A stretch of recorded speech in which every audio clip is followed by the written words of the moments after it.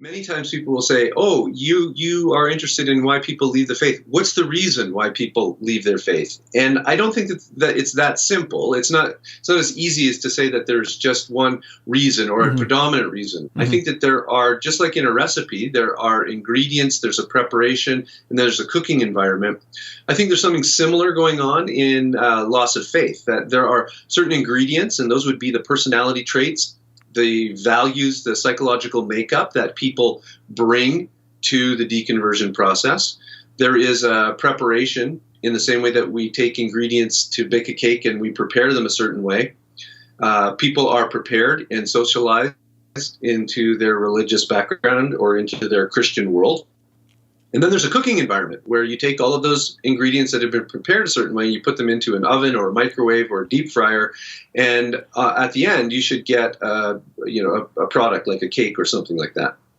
And our culture is the cooking environment. So when you take an individual who checks off enough boxes on what I would call like a deconversion profile, and you prepare them in a particular kind of way that I would identify as a poor preparation methodology, and then you send them out into our world that is becoming more secular and much more difficult, I think, to maintain a robust Christian faith in, that would be the recipe for disaster. And in the book, I say you can't control much of the ingredients, the personality traits and the temperament of someone.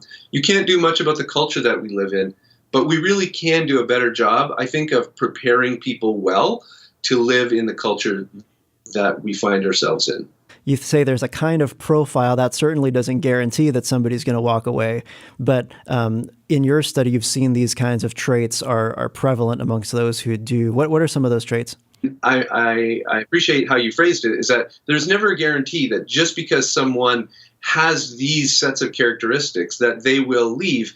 But there is a statistical predominance, or is there a statistical likelihood that says if you have these in a robust number, then, you are more likely to really wrestle with your faith and to maybe struggle with it and then walk away. And so one of them would be open to experience. And this is one of the big 5 personality types that psychologists say that you are particularly born with and almost last throughout your entire life. And a person who's open to experience would be someone who is interested in learning about new things, who wants to hear the other side of an argument, who, if there is someone from a different worldview or religion giving a talk down at the student union, they're interested in going to hear about it. Skydiving, let's go give it a try, right? So anything that's new and that they can have a new experience from or learn something from, people who are open to experience and score high in that also are people who tend to lean towards deconverting.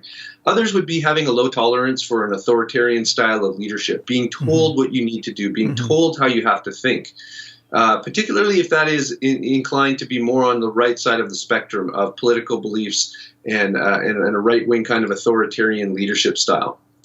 There would be a high sense of self-determination that many of these folks have. University educated is another one, people who have at least 1 year of university education.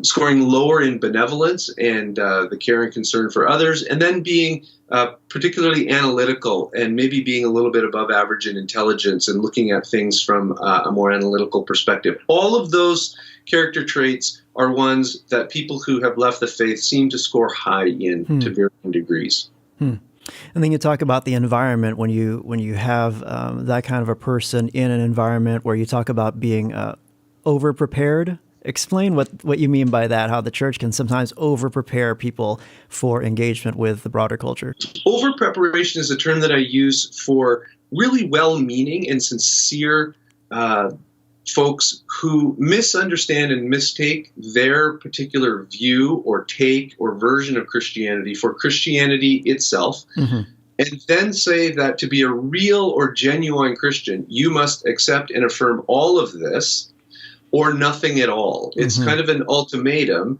and if you don't accept all of it, then you're really not being a true follower of Jesus, because a true follower of Jesus believes the Bible, and this is what the Bible teaches. And it is this massive raft of beliefs where secondary and tertiary beliefs get elevated to the primary. And what ends up happening is And I think that you've identified this even with your Jehovah's Witness friend that has left their faith, is that folks don't often think that maybe there are other perspectives out there that they can go to if they don't find this perspective of Christianity to be one that they can buy into. Now, I think that we always need to set the Bible up as our ultimate and final criterion for truth. But what happens in being over-prepared is when doctrines get elevated to the essential level, and it's like a house of cards, and if you pull out one of those cards, the whole house will collapse. Mm-hmm. And some of those doctrines that people are told to believe, and that if they're going to be true Christians that they have to affirm, are ones that are really challenging and practices that are very narrow. And so in well-meaning, well-intentioned parents and church leaders passing on their faith often pass on way more than what is the essentials of Christianity and make it something that becomes a burden for them to bear. Mm-hmm. So confusing the secondary and tertiary things with essential things, or elevating those things, or confusing an interpretation of the text with the text itself. Yes. Then leads people to say, well, hey, if I was raised young earth creationist, and I've come to believe that that's no longer a viable belief, and I believe something else, well, I guess all Christianity is false then. Jesus didn't rise from the dead, and there is no God. So is that kind of what you're saying? Yeah, absolutely. That is the primary example that I hear from people. Now, I think that young earth creationism is a eminently justifiable biblical position. And so I'm not saying anything negative about that. But what I would say would be, when you make that a fundamental, essential element of the faith that must be true, because if it's not, then it becomes the one Jenga block on the that's holding up the rest of the tower.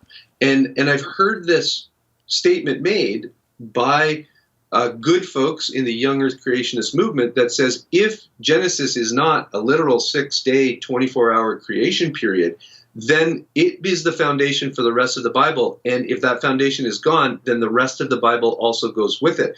And so all that needs to happen is for folks to get to the place where they say, I just don't think that that's true anymore. And if it's not true, then the rest of the Bible can't be true either. And so what am I left with?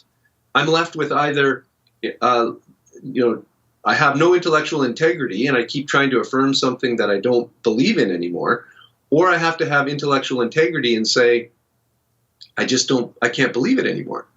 So they don't realize that there are other interpretations or other ways that they might understand the text that are broader, that are different, that are more flexible.